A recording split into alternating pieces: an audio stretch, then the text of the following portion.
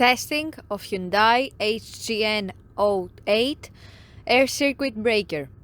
The basic settings will be set by the customer. For testing, we add a 220 volt AC power supply.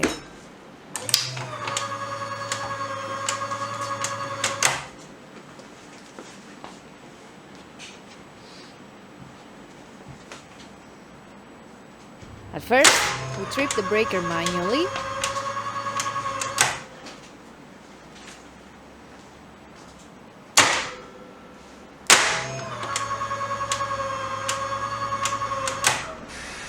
Then we trip the breaker with the help of the UVT.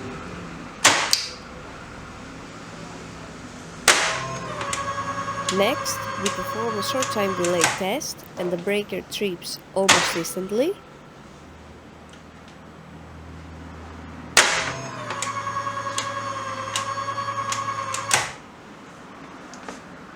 And lastly, we perform a long time delay test, and after about 15 seconds, the breaker trips.